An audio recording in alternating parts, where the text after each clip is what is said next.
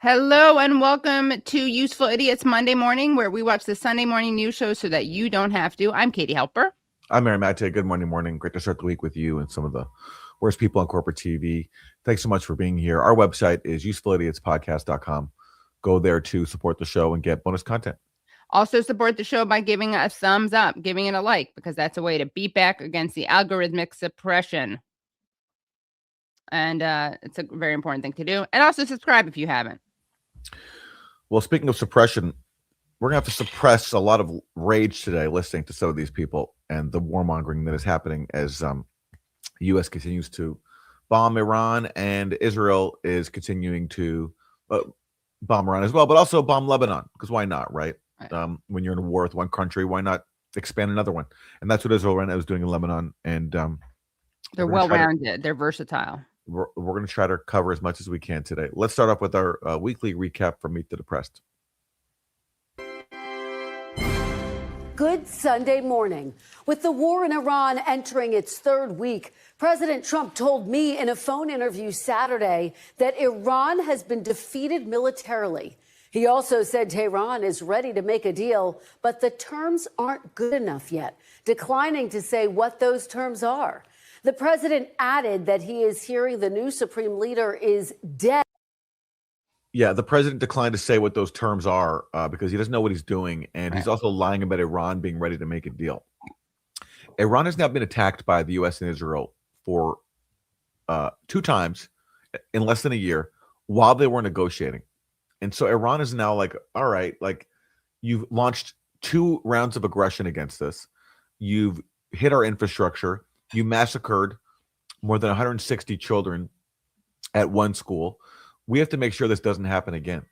Right. So the idea that now Iran is demanding a deal when really their only goal is to try to inflict enough damage on the U.S. and Israel and everyone else who's involved in this assault on them, so this doesn't happen again. He's just completely out of touch. And of course, you know, our corporate press accepts whatever he's saying, or with a little skepticism, but still not nearly enough as is warranted. Right. And of course, you know, part of the reason why is because not only does the United States lie, but they literally attack like mid-negotiation. Yes. So making them even more trustworthy. Yeah. And then lie through their teeth about what happened at the negotiations. Right. Like Steve Witkoff is still going around running his mouth saying that Iran told him that they were going to build 11 nuclear bombs. Like the government that reached a nuclear deal to not build a nuclear bomb. Such liars.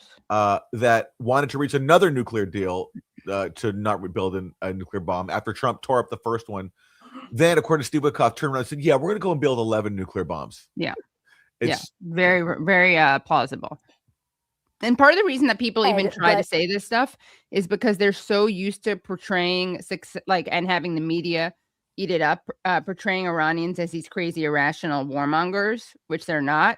I mean, the government could not be more, the contrast between them and the United States in terms of restraint and striking civilians could not be any greater. But it's partly because they are go unchecked in that characterization that people will even begin to take seriously the idea that Iran would say something like that. Yeah, well, occasionally when Trump is talking, some honesty will slip through. So a few times he said, yeah, the reason why we attack now is because they've never been weaker. Right. So on the one hand, there's existential threat. They're going to wipe out Israel and all the Gulf states, and they're going to hit the U.S. Then he says, yeah, they've never been weaker. So this is a good moment to hit them. Right. You know that is one that is so on its face ridiculous that even our very malleable war ready media will ask about that.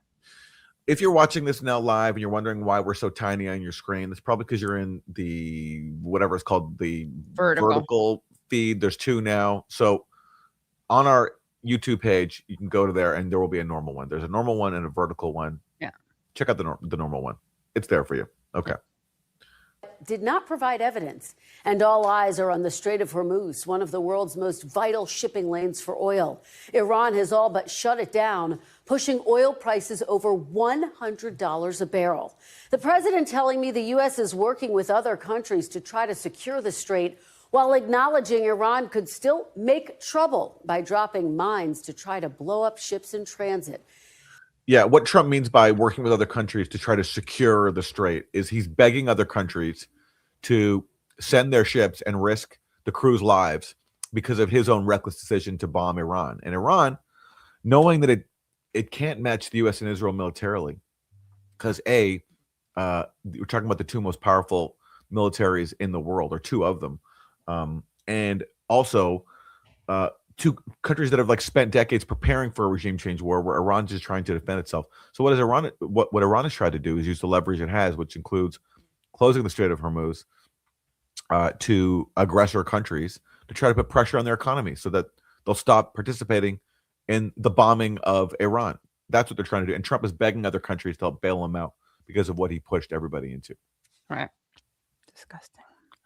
With Iran vowing to keep the strait effectively closed, President Trump ordered strikes Friday on Iran's Karg Island, Iran's main oil hub. The president telling me Karg Island has been decimated, though he may hit it again, quote, just for fun. He said he does not expect to send U.S. Sadist. Just for fun? Yeah. You're a leader of a country, like let alone the most powerful one in the world, and you're talking about bombing people just for fun? I mean, that's a really obscene statement that I think if a president, like imagine if Putin said, I'm bombing Ukraine just for fun. Yeah, exactly. They'll probably get some headline news, I think.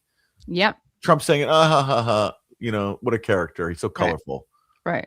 Yeah. And in fact, that's an important point. I don't think any guest or any member of the administration was asked, what did President Trump mean when he said for fun? Or are you concerned that President Trump said he might strike for fun? Yeah. Right? Like that's, I mean, not only would it make headlines, it would be part of every single question from shows like this. And it is insane that she then will talk to people from the administration, doesn't ask them about that. In fact, I think we're going to see the only person to bring it up on the Sunday shows was the Iranian foreign minister, Abbas Araghchi, who we're going to see shortly raise the issue. And otherwise people are like, yeah, sure. Yeah. A president bragging about bombing the country just for fun. Why not? Right. Yeah. Right. Yeah. Of course he would raise the issue. It makes total sense. But unfortunately, none of the news professionals would. Yeah. It's only the person at the receiving end of the potentially fun attacks. And by the way, I'm pretty sure the military infrastructure that he bombed on Karg Island in Iran was defensive, right? Because of course that's really what the U.S. is targeting, is Iran's defensive military infrastructure, because its offensive military infrastructure is really aimed at defending itself, because it's been under threat from the U.S. and Israel for more than 47 years. So when they talk about how we're having so much success destroying Iran's military, yeah, you're going after a country that's trying to defend itself, and you're blowing up its capacity to do that. So congratulations. And you know what's interesting is speaking of what the media doesn't talk about, there's not one mention, I don't think, in all of Meet the Press of the civilian death toll in Iran. That is definitely a recurring theme. Yeah. Yes. Yeah. Troops onto the island to secure the oil. Now, so far, the conflict has claimed the lives of 13 service members. With Americans worried about rising prices at the pump, President Trump told me gas prices will drop precipitously as soon as the war is over, reiterating his message earlier this week in Kentucky. But oil prices are already coming back down, and it's going to come down. But we're not leaving until that job is finished, and it's going to be very fast. It's going to be very fast. And wow. It's all going to be okay. Don't worry. I started this ridiculous war of aggression on a completely phony pretext. I've not only, caused real destruction inside of Iran and also death, and which is expanding to Lebanon and global economic turmoil. But don't worry, everything's going to be fine when it's over at a date of my choosing. And you know what he said about that? He said, it will be over when I feel it in my bones. That's what we have to rely on, everybody, is Donald Trump feeling in his bones when it's time for him to call off his war of aggression in Iran. Well, maybe when it stops being fun. Or, yes, I think that's probably the metric he will use. I'm not having fun anymore. Let's call it quits. Let's call it quits. And you know what's interesting is that I don't think the other shows, I'm not 100% sure, but from watching and searching the transcript, I could have missed something. They could have phrased it in a different way, but I don't think the other shows mentioned the 13 service members killed. Yeah. Well, the toll of U.S. soldiers sacrificed for Benjamin Netanyahu has grown, and You certainly see more attention to their lives than to Oh the yeah, lives of definitely, right. civilians. Yes. You know, it's like boring. A bunch of schoolgirls massacred. Yeah, whatever. Yeah. Okay, let's get to. I mean, to be fair, it's like that's so like old style news. Like we've been seeing that through Gaza. So what's the big deal? It's not even newsworthy for these people. Yeah. All right, let's get Not that to. they really covered in Gaza either, but let's get to the Iranian Foreign Minister Abbas Araghchi. Said this weekend he is not ready to make a deal with Iran because the terms aren't good enough yet. His administration is saying this war could last another 3.5 weeks or so. Has Iran asked for a ceasefire? No, we never asked for a ceasefire, and we have never asked even for negotiation. We are ready to defend ourselves as long as it takes. And this is what we have done so far, and we continue to do that. So Trump says the opposite. We heard him tell Kristen Welker there that Iran's begging for a ceasefire, and he's saying, no, we haven't even asked them for negotiations. In this case, I'm going to go with the Iranian foreign minister over Donald Trump, who's lied about every single possible thing when it comes to the war.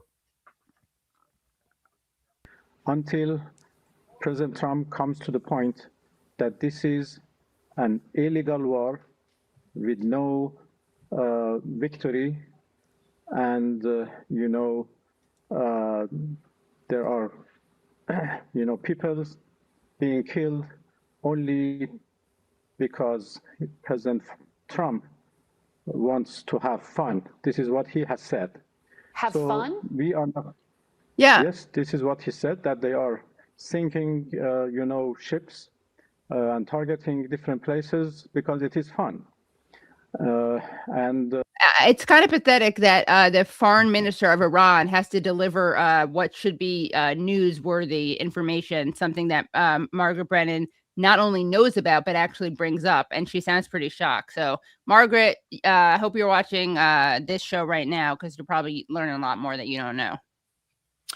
If Abbas Araghchi ever wanted to step down from, foreign service, he'd be a much better host of a Sunday morning news show. He'll deliver news that they won't deliver or they're not aware of, including that their president is bragging to destroy another country for fun. Right.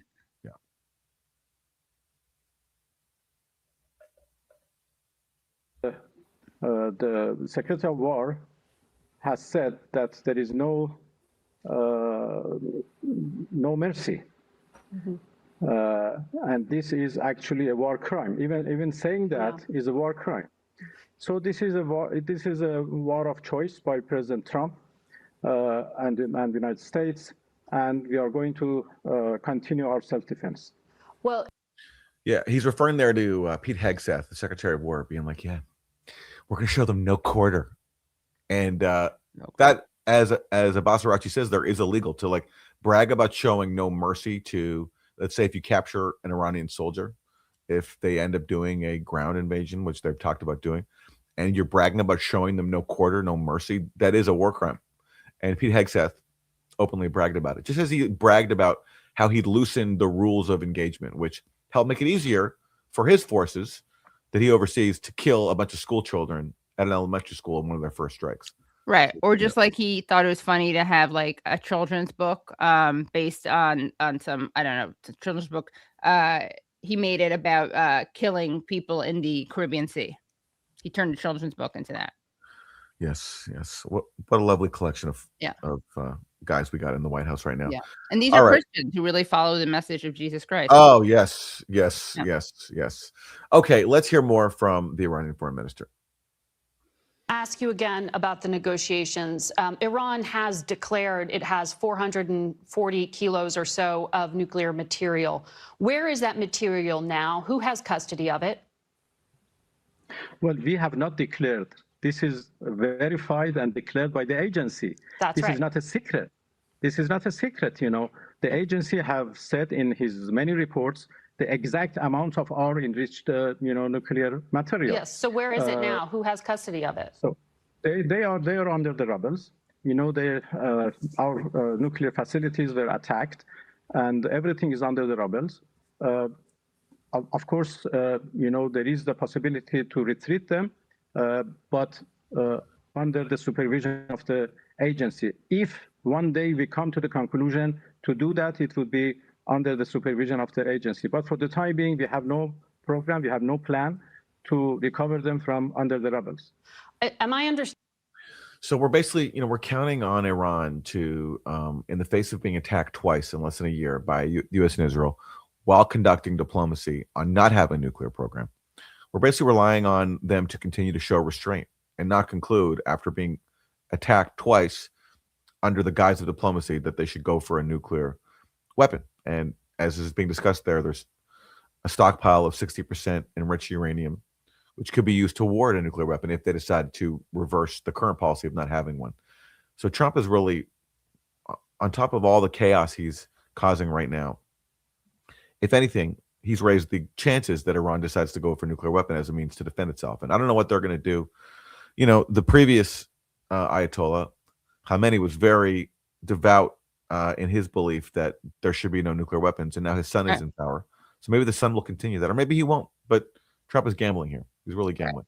Yeah, he literally had like a fatwa against it. Like an order not to do it. Yeah. But this happens all the time, is that, the United States kills leaders, and then the leaders that replaces the leader is actually more, I don't want to say hostile, because that sounds like vilifying, but is less conciliatory than the one that they killed. All right. Well, let's turn to the Trump administration's perspective. For the second week in a row, they didn't really put out any of their major national security people, like Marco Rubio. He's not around. JD Vance, he's nowhere to be found. Tulsi Gabbard, of course, totally AWOL.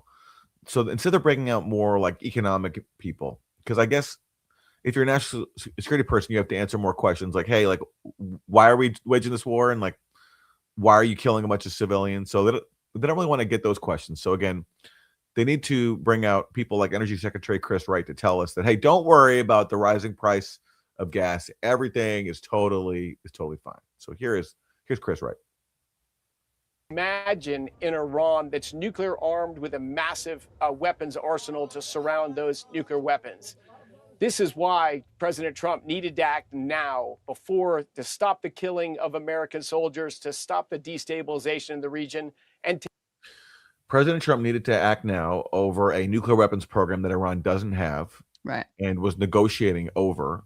And then he says we needed to stop Iran from killing U.S. soldiers, when Trump's decision to go to war has led to the deaths of U.S. soldiers, at least 13 now so far. But Aaron, to be fair, we don't know what he's feeling in his bones when he makes those decisions. So it may not be logical, but maybe it's bone for us, but maybe it's a logical bone-based decision.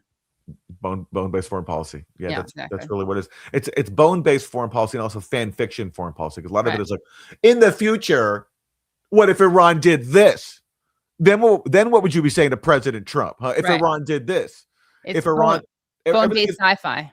Everything is sci-fi, exactly. Like Iran was going to build up nuclear weapons from behind a missile shield that, of course, we could penetrate in a second if we wanted to with our own nuclear weapons, because unlike Iran, the U.S. and Israel have nuclear weapons. Right. Yet somehow, because they don't have nuclear weapons, it's a threat if they one day might, even though they don't want to have nuclear weapons, and they've negotiated multiple times over not having one for good. If you just stop suffocating their economy with crippling sanctions. That's the only thing. What they want is basically stop suffocating our economy with crippling sanctions.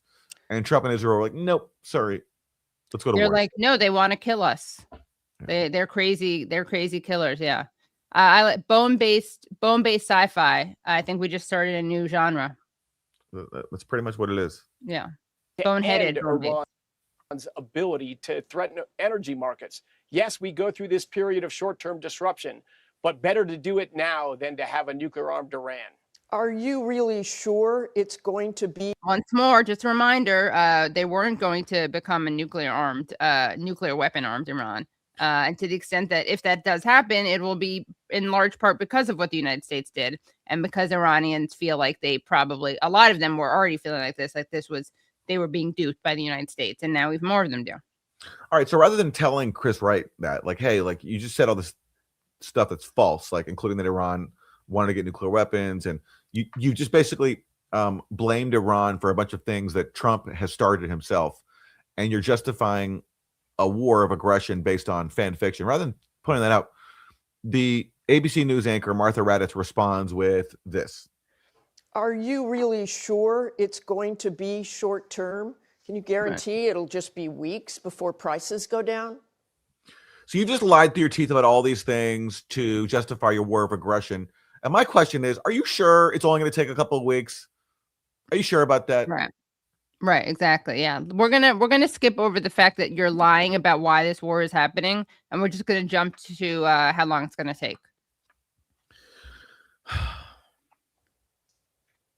Hey, there's no guarantees in wars at all. I can guarantee the situation would be dramatically worse without this military operation to defang the Iranian regime. Oh, yes, it'd be so worse. First of all, something like 165 girls would still be alive. Yeah. Many They other don't civilians, care, though. many other civilians who've been killed by Trump's bombs, Trump and Netanyahu's bombs.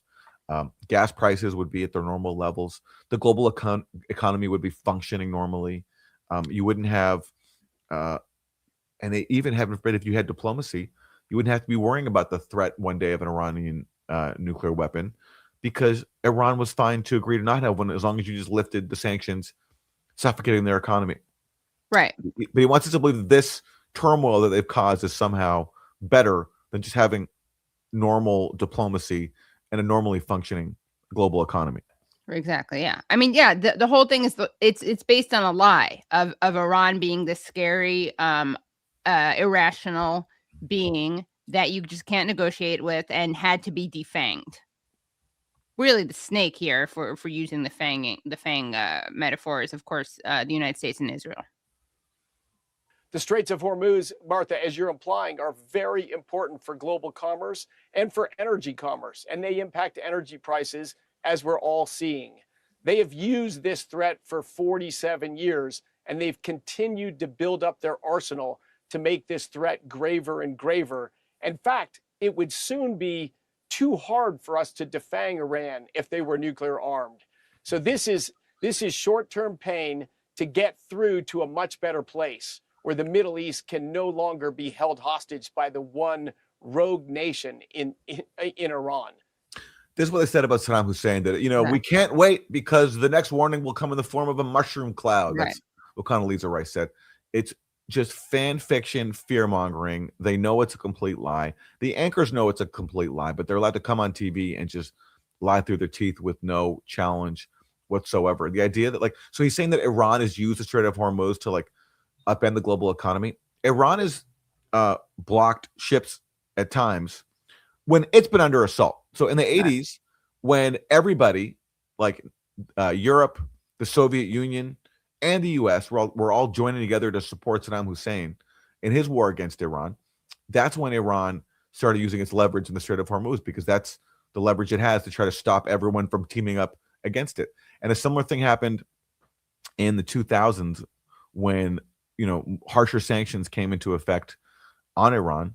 Iran tried, stopping ships there to basically tell the world, hey, if you're going to choke our economy, we're going to do the same to yours. Try to do some of the same to yours. A fraction of what you do to us, we're going to do to you.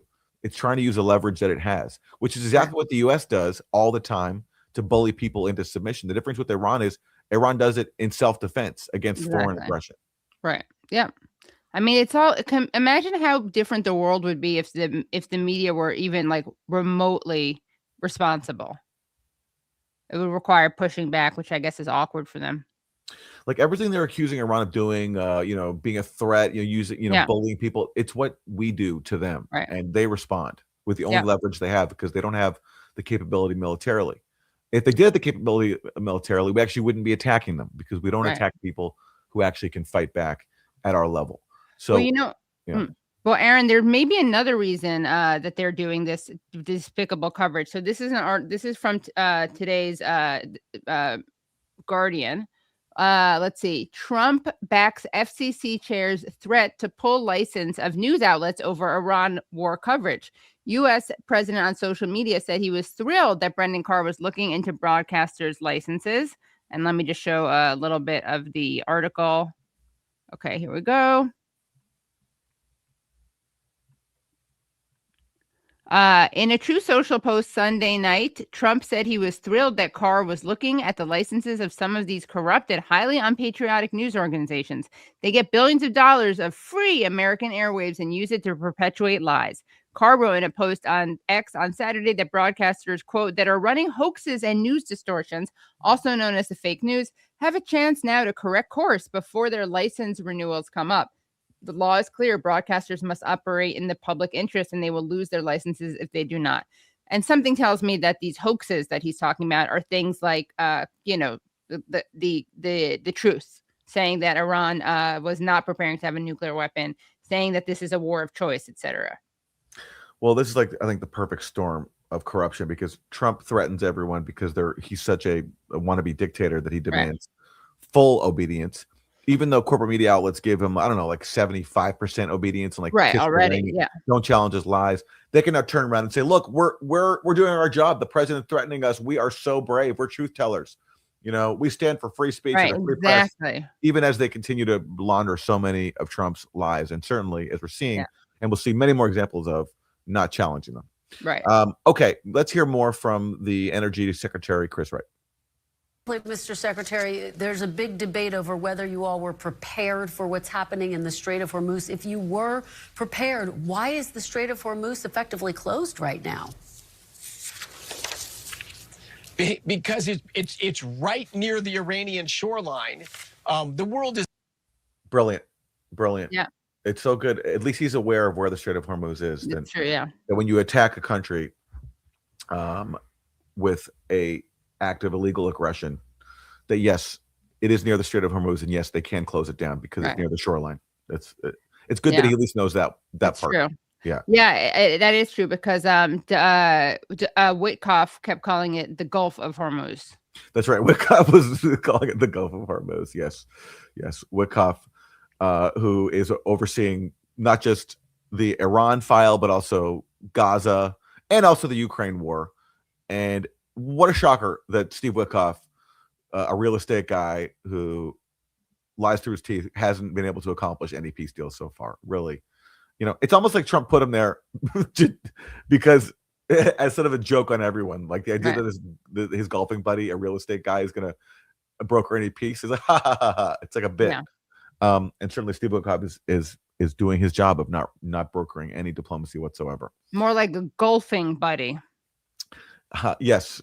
I mean, honestly, it's amazing. I never thought someone could make Antony Blinken look like a diplomat, but Steve Witkoff has definitely. Steve Witkoff and Marco Rubio, who doesn't even bother to show up for any of these negotiations. Right. They've definitely even made Blinken look like a diplomat, which is a really tough feat. I mean, it's easier. You do have kind of a leg up when you just go with someone who's not even has no background in it and whose background is real estate. Yeah, and like you're expecting Steve Witkoff to like handle nuclear talks. Like, right. I don't think Steve Witkoff has a handle on basic nuclear issues, let alone all the complexities that go into brokering a new nuclear agreement with Iran, which clearly the Trump administration has no interest in doing. I think that's very clear by now. Is abundantly supplied with oil and energy. We knew there would be a short-term disruption in energy flows, and to hear Chuck Schumer say that we didn't is just so he knows how foolish that is. And to say stuff to try to undermine the United States in the midst of a world-changing conflict just boggles my mind. To say that Chuck Schumer, for Chuck Schumer to say that we didn't know that we were going to destroy the global economy, how dare he? Of course we knew we were going to cause turmoil. Right, of course we knew that. Yes. And our plan was to basically beg other countries to bail us out. And like Trump was saying, like other countries need to step up and send their tankers in when Iran has threatened them. So basically he's saying, hey, like, France and Germany, can you guys sacrifice some of your naval ships for our massive act of criminality, please? That's what basically Trump's strategy is right now. Right. Okay. So yeah, Chuck Schumer, support the troops and don't challenge the Trump administration massive screw up. It's a classic move. Same thing like with Iraq. If you criticize the Iraq war, all of a sudden you didn't support the troops. Same thing. Exactly. Now. Yeah. Okay. Let's go to the next clip from Energy Secretary Chris Wright, because, the Strait of Hormuz is effectively closed if you're an ally of the U.S. And because of that, the price of oil is going to increase, as it already has. So what does that mean for ordinary people that Trump obviously does not care about? Let's Here, Chris writes, reassuring answer. Price of a barrel of oil closed above $103 on Friday, and the Iranians are warning of prices hitting $200 a barrel. Mr. Secretary, should Americans be bracing for, should they be worried that this war will actually drive the price of oil above $200 a barrel? So Iran for 47 years has called the United States the Great Satan. So because they call us the Great Satan, I don't think we are the Great Satan. In fact, wow, what a great response to a very specific question about oil prices. Thank you. Hot take is let me respond to that, Welker, by saying Iran calls us the Great Satan. And newsflash, I'm going to break some news by saying I do not actually think we're the Great Satan. So listen, if your energy costs are up now, just remember that some people in Iran have called your government the Great Satan for 47 years. Yeah. And can you imagine? Can you imagine like sitting at the kitchen table, like complaining to someone about the energy costs going up and like, wow, this is so painful for me. I'm really feeling it in my wallet. It's having a real impact on me. Well, you know what? Iran called us the Great Satan. Yeah. And we're not. Yeah. Okay. Iran calls it Great Satan because for example, our government supported Saddam Hussein, right, who we've called basically the devil and Hitler, as he tried to destroy Iran and killed hundreds of thousands of people. And that's when the U.S. and Iran started to be known as the Great Satan. Also because before this Iranian government came to power, they were supporting the Shah, who was torturing people, right, and brutally repressing dissent. So that's the origin story of the whole Great Satan thing. But regardless, look, if only our leaders could internalize what kids know with the rhyme, sticks and stones may break my bones, but words never hurt me. If only they could really just get that lesson. Yeah, words, sure. It's not nice to be called the Great Satan, but at the same time, it's just words. And they haven't attacked the U.S. Right. In fact, they've tried to make deals with the U.S., which the U.S. is continually broken.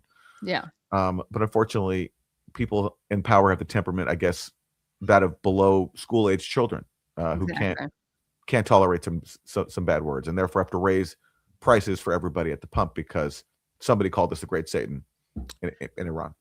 Yeah, but Aaron, it does make me wish that you were around with your what was your anti-bullying operation group when you were a child? The rock throwing game. The Rock Stoppers.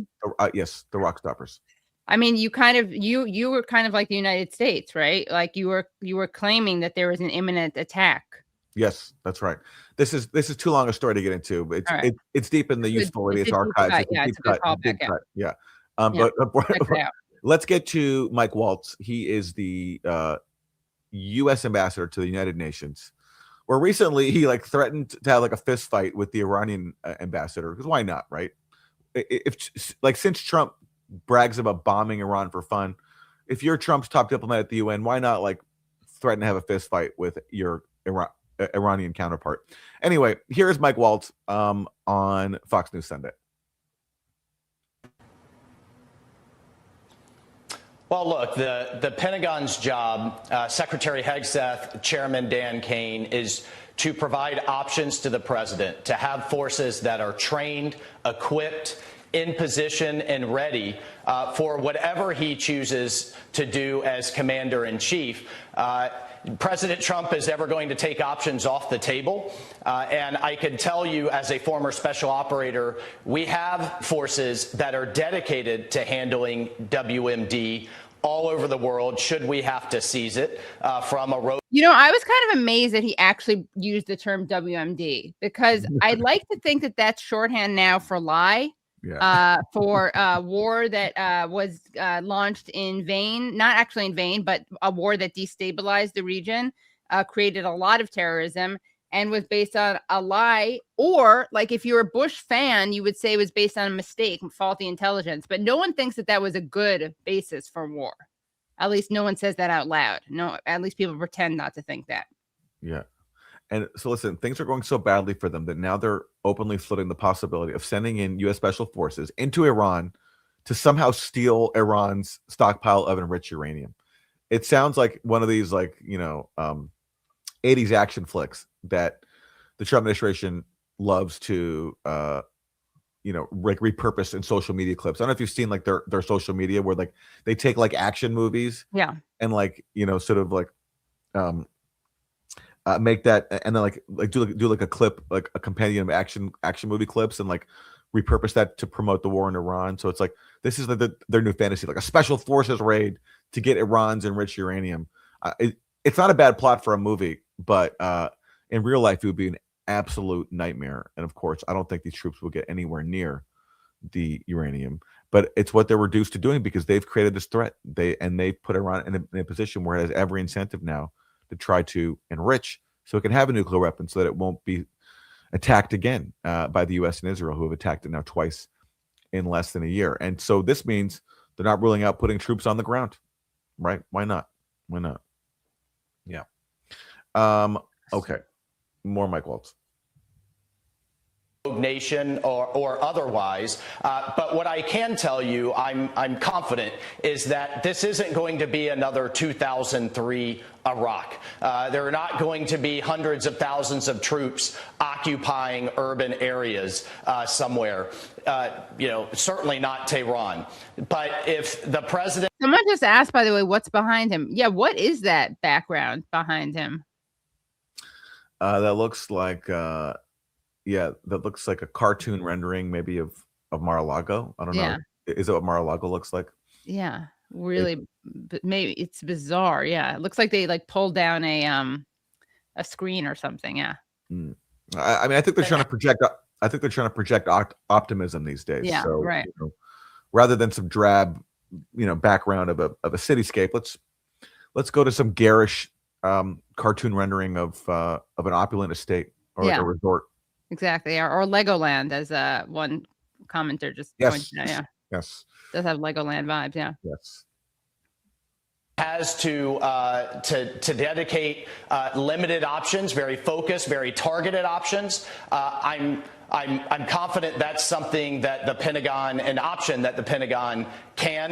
Okay, great. So listen. Yes, we're using all the same lies as Iraq. Yes, we're launching an act of aggression just like Iraq. But don't worry, guys. This is not going to be Iraq. Okay, we know what you're thinking. We know what you're thinking. You're thinking this game. Don't worry about it. It's going to be totally fine. Okay. Yeah, we talked about WMDs. Don't worry. It's nothing to do with that. With this is a war that's based on totally great intelligence. Yes. And if you don't believe us, then I just want to say that they call us the Great Satan, and newsflash, we're not. Hot take, we're not. Yeah. They call us the Great Satan, but look at me. I'm in Candyland right now. Would the Great Satan be? Would the Great Satan be hanging out here in Candyland? I think not. Yeah, I think not. You don't see Satan in Candyland, so exactly. Yes. Although that could be another good action movie. Satan Goes to Candyland. And will provide him. Well, to this issue of the enriched uranium that we know about, is it possible to declare an end to this or some sort of victory or mission accomplished short of getting control of that? Well, again, there's all kinds of options that President Trump can choose. There's diplomatic options. There's the options of seizing it. We'll see what he decides to do with the Iranian leadership, however that turns out. It looks like he's looking at a cue card. Do you see how he's like not looking at the camera or straight ahead? Looks like there's some notes written on the diplomatic wall options. There's the options of seizing it. We'll see what he decides to do with the Iranian leadership, however that turns out. But at the end of the day, he's made it clear that Iran can never have a nuke. And I just want to reemphasize, President Trump has been clear on that point for many years in his 2016 campaign, his 2020 campaign, his 2024 campaign. You would think from all the critics out there that he just kind of invented this red line. In fact, he's been very clear on it. And I think one of the things that the American people wanted when they reelected President Trump was a commander-in-chief that lives up to his red lines, unlike his predecessors in Presidents Obama and Biden. So what he's doing here, he's trying to respond to critics, especially in the conservative camp, who are like, hey, we voted for President Trump because he was talking about no new wars, and he was criticizing previous wars like Iraq and claiming he was against them. And he was warning that if Kamala Harris came to power, there might be a military draft, and that there'd be another war in the Middle East. And so he said, that's what a lot of Trump's own supporters are saying. Mike Waltz is saying, hey, I'm sorry. Trump actually said that Iran should not have a nuclear weapon. And I think people endorsed him for that. You think people voted for Trump because he said Iran shouldn't have a nuclear weapon, or because he said that there would be no new wars, especially since Iran not having a nuclear weapon was a promise that Iran had already made under the nuclear deal that Trump tore up. Exactly. It was willing to make again.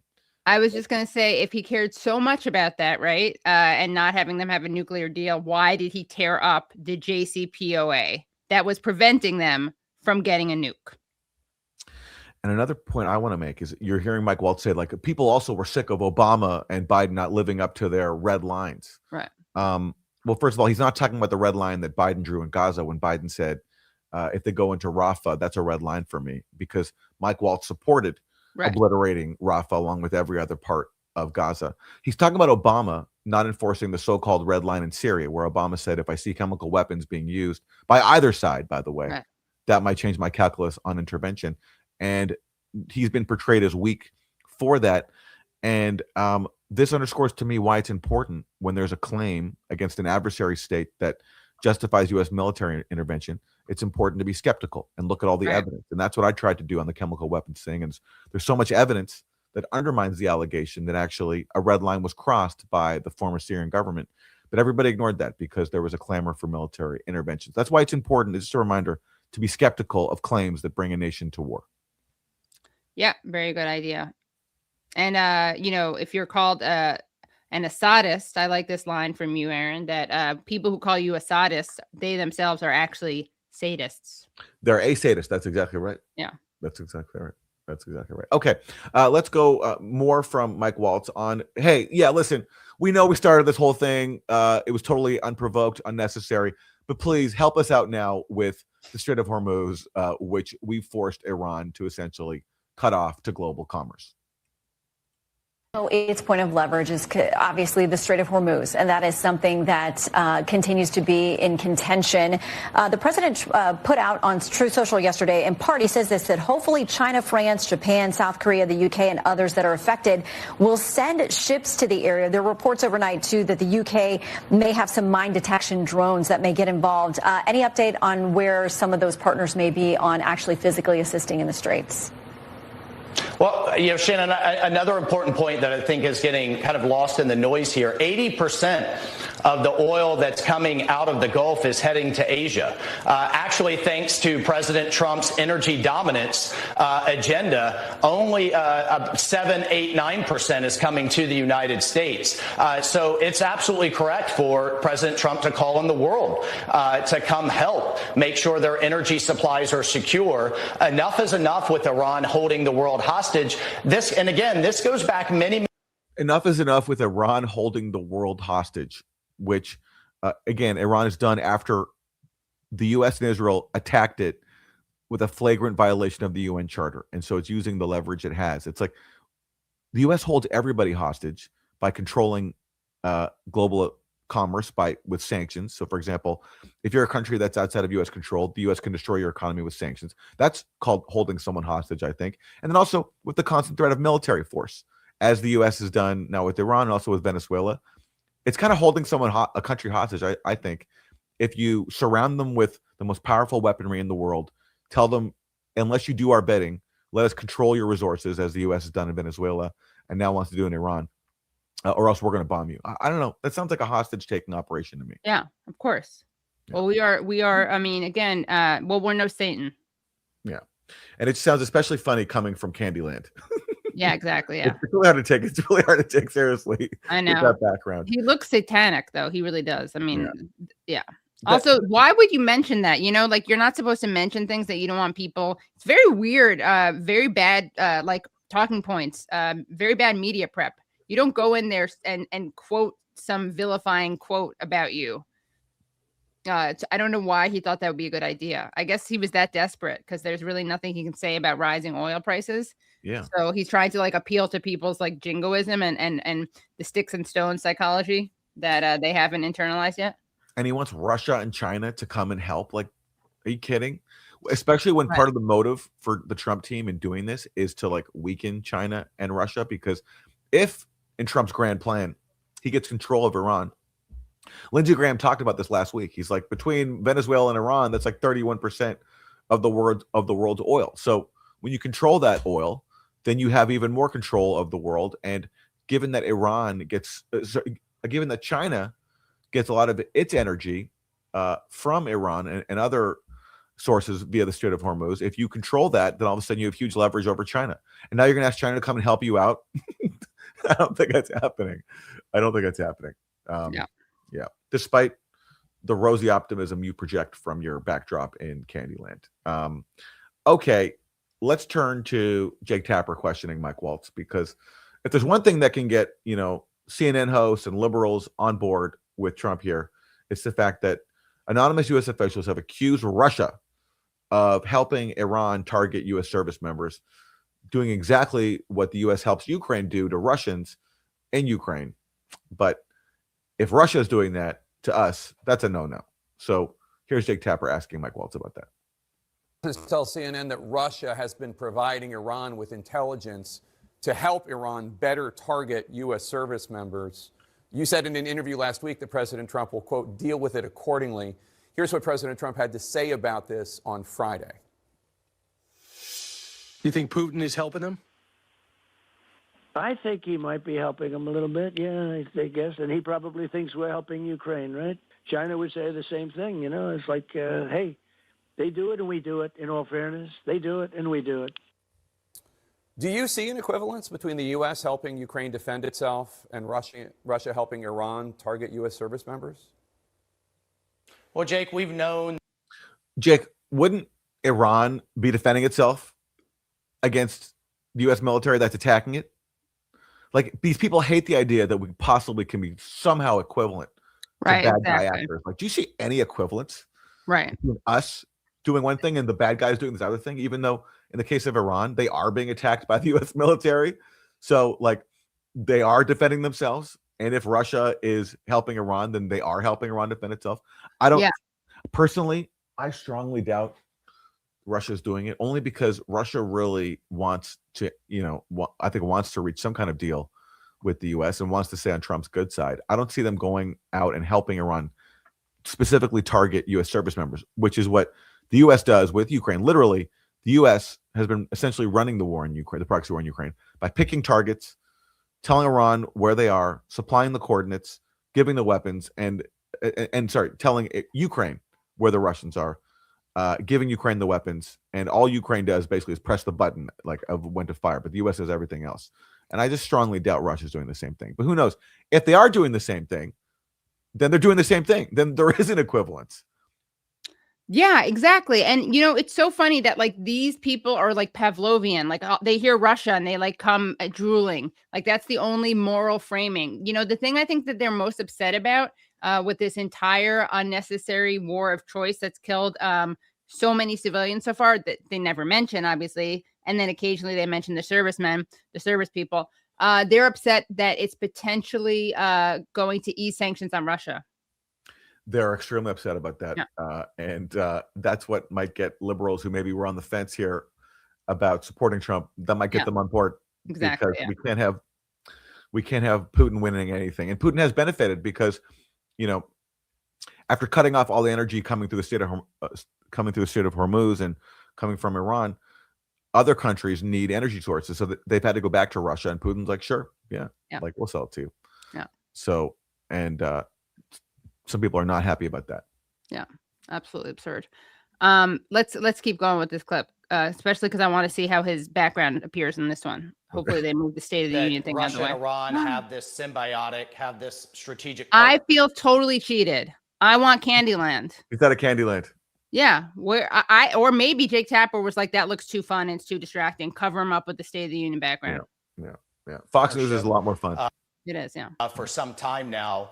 I'll tell you what Russia has lost out of this. They've lost their biggest manufacturer of the Shahed drones. Russia's been licensing those drones for quite some time and hitting Ukraine with it. All the more reason why we need to defang this regime, and all the more reason that they cannot have a nuclear weapon. And by the way, we should have a drinking game where it's like whenever they use their talking points. So it's defang, short-term gain for short-term pain for long-term gain. We could do like a mashup. Defang definitely got circulated in a memo. Yeah, like definitely. talk about defanging that, talk about defanging the regime. Everything is done to, paint a caricature of Iran, as you talked about, as being this like wild, out of control state. Yeah. When really, honestly, they've if you listen to Abbas Araghchi, the foreign minister, incredibly poised, and tried to negotiate in good faith an agreement. Everyone who was there for the Steve Witkoff, Jared Kushner talks with Iran all says the same thing, that Iran had basically gone way farther than they did under the JCPOA, and they're willing to basically have zero stockpiling of enrichment. But Steve Witkoff and Jared Kushner came back and told Trump, yeah, they bragged to us about building nuclear bombs. Yeah. Okay. Yeah. More Mike Waltz. I'll just point out, too, because a lot of critics out there are making hay of this. It was President Trump. Okay, so he's not in Candyland, but I think maybe now he's in heaven. Check out that like halo of light on his forehead. That put sanctions on Russia's largest oil producer, Rosneft. He also put sanctions on Lukoil. The Biden administration did not do that for many years. They only did a kind of a pinprick action at the very end of the administration. He also took tough action on India. And now he's put a temporary pause on that in order to calm energy markets. I think these are all pragmatic, common sense approaches while we deal with the Iranian regime. But surely Russia helping Iran target our service members is upsetting and distressing, and action needs to be taken. I mean, it would be one thing if it was just Iran doing it, but I mean, now it's really bad because Russia's helping them with it, and action must be taken. And Jake, like, what action do you want? Yes, good question. What action do you want? Like, there's already every sanction possible on Russia. There's already a proxy war going on where the U.S. forces are helping Ukrainians kill Russians. So, like, what more action do you want here? This is the problem with the Ukraine proxy war. It's like, whatever, forgetting like the factual background, all those sabotage peace opportunities that we've talked about endlessly that never get mentioned on corporate TV. Like, just Russia's a nuclear power. So, like, what more do you want to do, Jake? You know? And if you really want action, just like join the military and share with them your ideas, like rather than pretending to be a journalist. This reminds me so much of the way that Jake Tapper is so upset about how the United States arms Israel as it commits a genocide. Just kidding. He would never, ever say anything like that because he doesn't consider it a genocide, and he doesn't care about the United States arming Israel because he wants them to. But just the double standards are so repulsive. I think, do we see some more of that clip of them in heaven? I think there's more of that, right? Or do we play the full thing? I don't think so, right? Well, I'm not going to get into leaked assessments of what intelligence is being provided or not. I just can and won't do that. But I'll tell you, if they are doing, look at how worried Jake Tapper is by the idea that maybe we're not going to invade Russia or put sanctions back on there. He's really scared. Actions must be taken. Doing it certainly hasn't been effective, because the Iranian Air Force, air defenses, missile forces, and Navy have been completely decimated. Well, I thought it'd be a good thing at this point, since we're talking about the Iran being portrayed as a snake and having to defang them. Who better to talk about this than Thomas Friedman, who famously wrote an op-ed in the New York Times comparing various leaders in the resistance axis to animals and insects, so snake-like. And let's take a listen to what Thomas Friedman, New York Times columnist, and as Ben Norton likes to say, a journalist who starts a lot of his pieces with, so I was in a cab in insert country or city in Beirut. Let's take a listen to what he had to say when asked by Meet the Press about Iran. Welcome back. And joining me now is New York Times columnist Thomas Friedman. Tom, welcome back to Meet the Press. Great to be here, Kristen. Thank you. It's wonderful to have you here for some perspective. I gave you the time code for that. Right now. I did have the opportunity to talk. 121, I believe. It's in the doc. Hold on. Because the president said that one of the things that surprised him most was the fact that Iran is, in fact, taking aim at its Arab neighbors. And the president indicating that that was something that they were not anticipating. How have those attacks? By the way, so just to clarify, once again, no one is making the point that it's because there are U.S. bases. None of the hosts of news shows ever make that point. So they make it look like this irrational, disloyal thing. Like, why would they do this to their potential allies? Friedman will explain a little bit, but I just wanted to play some of this. Let's go back to it. By Iran complicated the dynamic of this overall conflict. It's become a regional conflict. Well, you know, one of the strategies the Iranians have employed against America now for 40 years in various different conflicts is what I call the strategy of out crazy.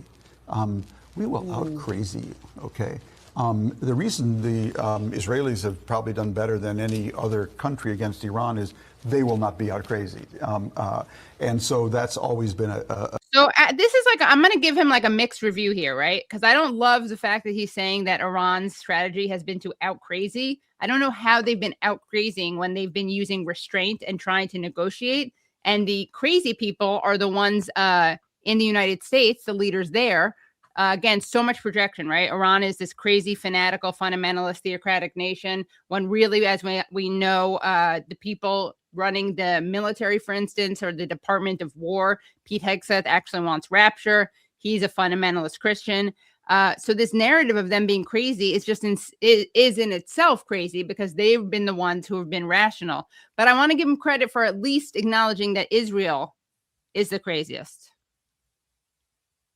At least acknowledging that they're being insane. So I give him like a mixed review. An Iranian strategy. I did not expect them to attack their Arab Gulf neighbors, but you can understand why. They thought that's where they're most vulnerable. The American bases there are vulnerable, and they hope to create a lobby of Arab Gulf states to pressure the president to end the war. It will have long-term implications, though, for Iran's relations with those states. Remember, Iranians, a lot of them bank their money in those Gulf states. A lot of them. So I just think it's really rich and incredible that Thomas Friedman, who wrote an op-ed about why it's useful to understand the Middle East through the animal kingdom. That was the title, Understanding the Middle East Through the Animal Kingdom. He's the person who best explained why Iran, which he accuses of being crazy, is doing what it's doing with the Gulf neighbors. Like, this is where you have to go on mainstream media to understand why they're doing it. Because everyone else in the media is pretending it makes no sense. Why are they attacking their neighbors? And he just laid out, well, there are U.S. bases there, and that's where the U.S. is most vulnerable. So thank you, Thomas Friedman, for being the voice of like peace on corporate media. My favorite Thomas Friedman quote, and we're not going to play the clip, but you can look it up if you're interested, where this was during the U.S. invasion of Iraq, and he went on Charlie Rose, and he was so excited that the U.S. was invading Iraq, and he said, what we got to see is American boys and girls going house to house from Basra to Baghdad and basically saying, which part of the sentence don't you understand? That we're going to have our freedom whether you like it or not. And if you don't like it, then suck on this. Yeah, that was amazing. That's literally what he said. That, like, you know, he wanted to see young American working class soldiers go harass ordinary Iraqi civilians and say, suck on this. Somehow for freedom. I don't know. Some freedom. There's some freedom involved there. I don't know. That's Thomas Friedman. So I think maybe he's been humbled by how insane that statement was. So now he's showing a little bit less crazy on corporate TV. He's still totally, of course, portraying Iran in the way that actually he should be portraying himself and the governments that he whitewashes. But he then again, he is like the voice of reason when it comes to why they're doing this in the Gulf to their Gulf neighbors, which is saying so much that he's the voice of reason. And again, even though Iran is not at all crazy, I will give him credit for saying that Israel is the craziest. Okay, let's skip ahead to Kevin Hassett, clip 8, Wilson, because one question hanging over all this is, hey, how much is this whole war on Iran costing on top of the massive price hikes that we're seeing? Like, how much money is the U.S. government spending that could be going to things like, I don't know, giving people health care? Kevin Hassett, who is Trump's top economic advisor, he has an answer. is this war going to cost? Because I know the Pentagon briefed it's going to be about $11.3 billion. Do you need to ask Congress for more money to pay for what you're doing? I think right now we've got what we need. Whether we have to go back to Congress for more is something that I think that Roosevelt and OMB will look into. But the latest number, you said 11.3. The latest number I was briefed on was 12. And so it's consistent. So this is something. He really needs to blow his nose. He sounds very stuffed up. That we've got. Sorry. I like how cheerfully he's delivering the news that actually the war is costing even more money than we thought. He's like, you said it was 11.3 billion. I was just told it was 12 billion. Oh That's how much we're spending on this war of aggression that is causing global evil. chaos. And it could be more. I don't know, but we're good for now. So anyway, and never mind, we could be using this money to give you health care. I know, really. Yes. He's very cheerful about it. It's pretty funny. Okay, let's turn to Senator Mark Warner. He is a career hawk. He loves regime change wars, but this one is so criminal and so mendacious that even Mark Warner has had to stand up to it. So here he is. A year ago that the country's intelligence leaders sat before your committee and provided testimony at the Worldwide Threats Briefing. And at that point, the testimony was, quote, "We continue to assess Iran is not building a nuclear weapon, and that Khamenei has not reauthorized the nuclear weapons program he suspended in 2003. Clearly, Israel disagreed with that U.S. assessment, and they persuaded President Trump. Were those U.S. intelligence leaders wrong? No, they were not. There was no imminent threat to the United States, and I don't believe there was even an imminent threat to Israel from Iran. Over a period of time, particularly with the ballistic missile capability, Israel would be more under threat. The decision to go to war in this case was a choice by President Trump. And as I was racing through, I won't go through the whole list again, but it was regime change, get rid of the enriched uranium, get rid of their missiles, sink the Navy. I'm not sure we have reached successful conclusion on any of those four, particularly on the last point, the Navy. They're still, have hundreds and hundreds of these speedboats that they can plant mines in the Strait of Hormuz, which they've already partially mined. And now we're in this circumstance where, he's going to decide, I guess when he feels it in his bones, I think was the quote the president used.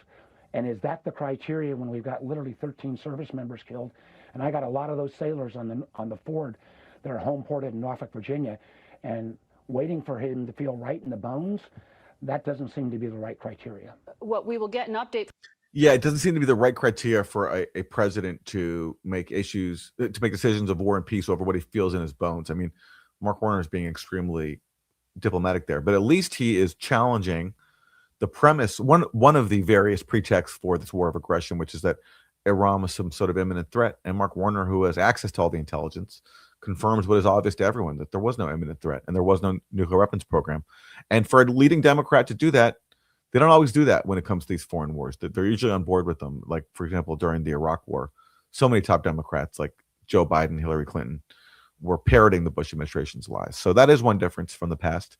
That even a pro-war hawk like Mark Warner feels compelled to stand up to Trump, or at least somewhat, not as much as we would like. Okay, let's turn next to Republican Congress member Dan Crenshaw. You were with us. We spoke about you felt the need for moral clarity. That was a phrase you used for some within your own party, specifically around anti-Semitism in this country. I want to read for you a few things that some Republican lawmakers said this week. Andy Ogles of Tennessee said America's a product of English Christian culture. Muslims don't belong in American society.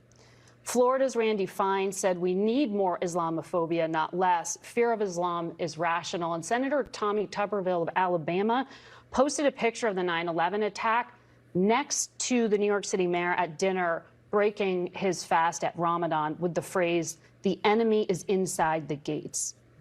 What do you think of this language? And should Republican leaders speak up about it? I still think it's fairly fringe. I mean, like, the truth of the matter is radical. Fringe. Okay, she just gave you multiple examples of elected officials saying this. And Randy Fine, of course, has also said if he has to choose between dogs and Muslims, he's going to choose dogs. Islamism is bad, right? We've always known that. That should not be a controversy. Okay, this is just so cowardly. Okay, so first he says these Islamophobic comments. He's like, this is fairly fringe. It's fairly fringe. Like with a little vocal fry. He's like, this is fairly fringe. It's like, dude, it's actually 3 members of your party. Like, exactly. Colleagues. And you're the same guy who joined with everybody else pretty much in Congress to censure Congressman Rashida Tlaib when she called for equality in Palestine. Yeah. So, you didn't deem that to be like fringe enough to just ignore. You felt compelled to basically censure someone for demanding equal rights for Palestinians. Right. Okay. And then he probably thinks that's radical Islam. Yeah. So and Islamism. It's fairly fringe. And then he says, and then he's kind of trying to say, but they have a point. Because we all agree that radical Islam is bad. Right. Got it. I still think it's fairly fringe. I mean, like, the truth of the matter is radical Islamism is bad. He sounds like a Valley Girl. I know, he really does. It shows that radical Islam is bad. Radical Islamism is really bad. And Islamophobia is fairly fringe. I know, it is really hilarious. Bad. Right, we've always known that. That should not be a controversial statement at all. But that's not what they said. There are plenty of peaceful Muslims who live among us. I realize that, but that's not a mainstream narrative by any stretch. Right. How about the fact that your president, the leader of your party, campaigned on a Muslim ban? Right. And just recently, the other day, he said that Muslim immigrants have bad genetics. He literally said that. Oh yeah. He literally said that. So I don't think it actually is fairly. I don't think it actually is fairly. Right. I think it's pretty mainstream, at least in the Republican Party. I think trying to fight it internally probably gives it a lot more air than is necessary. We've seen that to be. That's interesting. This is a guy who has Margaret Brennan, and kind of props to her for saying, like, okay, you talk about anti-Semitism. What about the rampant Islamophobia? But do you think he would say if someone was like, we should fight anti-Semitism, he'd be like, I don't think we should give it more oxygen. Yeah, exactly. And also, like the premise of the question is false because they're drawing an equivalence between what they call anti-Semitism, right? Which really should be called anti-Jewishness because not all Semitic people are Jewish. In fact, most are not. And in fact, most Jewish people aren't even Semitic. Like, I think, like my family's from Ukraine. I don't think that qualifies as Semitic. But anyway, but they're drawing. But what they call anti-Semitism, quote unquote, or anti-Jewishness, really is just criticizing Israel. Of course, right. So they're drawing an equivalence between criticism of Israel and Islamophobia. Islamophobia is a real thing, and it's gotten people killed. It's an actual form of bigotry. Criticizing Israel, there's nothing bigoted about it. In fact, it's against bigotry. Right. You're criticizing a Jewish supremacist state. Exactly. Yeah. The case is, there's a Republican conflict ongoing right now over Israel and the anti-Semitism issues, and so. One could make the argument that speaking out against it has only inflamed it. So, look, I still think that's very fringe. I don't think that's. Yeah, but you wouldn't make that argument because you're constantly, smearing people who criticize Israel as anti-Jewish. Right. And again, I mean, look, I haven't checked the roll call, but I am very confident that he voted to censure Rashida Tlaib when she called for a free Palestine from the river to the sea. Yeah, But again, he literally speaks out about anti-Semitism, and he's now saying maybe we shouldn't be speaking out against it. Just pick a narrative. Yeah, Dan Crenshaw says Congress should vote to remove Rashida Tlaib if accusations of ties. This is not partisan. Oh, sorry, this is something else. Well, apparently they tried to accuse her of being tied to terrorist-linked organizations. So, but he was critical of her rhetoric. That's certainly not the administration's position, and we're going to go after radical Islam. That's why we need to fund agencies like DHS, and that's what we're going to do.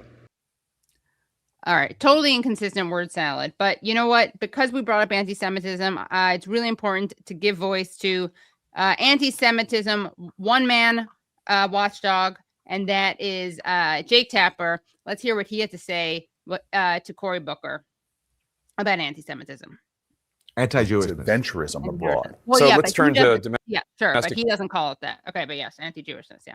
issues, but his adventurism abroad. So let's turn to domestic issues, because in Michigan this week, an attacker rammed a vehicle full of explosives into a synagogue and preschool, was only preventing from carrying out a mass murder because of the quick action of security officials. Your wife, congratulations on your marriage, by the way. Your wife is Jewish. So I'm sure you would have cared about this before, but you have a Jewish wife and presumably will have a Jewish family. So this is personal. You know, there's been a lot of speculation about Cory Booker's personal life, and you know, it's his business, but he's such a tool of AIPAC, and he's so just opportunistic that you know, you have to wonder if marrying a Jewish wife was like a political move. Now, you know, it's not fair to him because maybe it's a genuine thing, but given that there's been a lot of speculation about him, and you know, I think that's a fair question to raise. But with a politician, they are so cynical, and everything is viewed through the prism of what can help me get elected president. That I don't know. I just can't rule it out. At the same time, maybe it's totally legit, and all the happiness to Cory Booker and family. But I don't know. Cory Booker is just so dishonest that I'm sorry. I just can't help but wonder. Do you think there's a lot of anti-Semitism on the right and the left, both? Do you think that your party, the leaders of your party, are doing enough to call out anti-Semitism? Oh my God. Can we give this a rest? Okay. No, Aaron. Because now, especially because he's going to have a Jewish family, he really needs to speak out about this. I mean, reminder that Jake Tapper is someone who fabricated out of full cloth the claim that Rashida Tlaib had said that Dana Nessel, the Attorney General of Michigan, was biased. She did say she was biased, but he said it was because, or he picked up the lie from Nessel that it was because Nessel was Jewish. And then he stated that as fact, as if Rashida Tlaib had said it's because she's Jewish. I wish there was an app you could have like on your TV that like whenever someone says anti-Semitism, it just like mutes it, like bleep, or bleep, so you don't have to hear it. Or what about the no Jew for you policy? Well, or you come on and you hear our voice saying no Jew for you. Exactly. No Jew for you, because you've totally exploited the historical suffering of the Jewish people to justify Israel's genocide in Gaza. So no Jew for you, Jake Tapper. And yes, if only your television screen could display that. If Jake Tapper starts talking about anti-Semitism, quote unquote, instead we just hear no Jew for you. Yeah. Yes, I would love that. Yeah, but it would come up. So it would be a lot of his monologues would have that, but that's okay. It just may get boring, but better than the anti-Semitism thing. Yeah. I can host a whole show just called No Jew for You, where I just call out Jake Tapper, I think it's good, exploiting anti-Jewishness to show for Israel. In the Democratic Party, I think whenever you take hate, no religious group in America has seen the spike of anti-Semitism we're seeing, but I also see rising hate against other religious groups as well.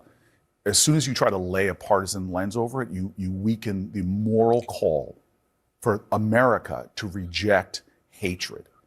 All right. Well, shout out to Cory Booker for acknowledging that there's rampant Islamophobia. I don't remember the news really making a big deal out of the Palestinian child who was murdered, stabbed to death, whose mother was also stabbed, who survived shortly after October 7th. But I do want to show people the kind of person we're dealing with Jake Tapper. Jake Tapper is someone who really cares about rape and sexual assault, and that's why he talked about it so much happening in Gaza, committed by, in Israel, committed by Hamas, that mass campaign. It turned out it didn't, and he never apologized for it, nor has he spoken out against the documented on video and in Israeli media actual rape campaign perpetuated by Israel. So again, this is a really cool thing that Western media does.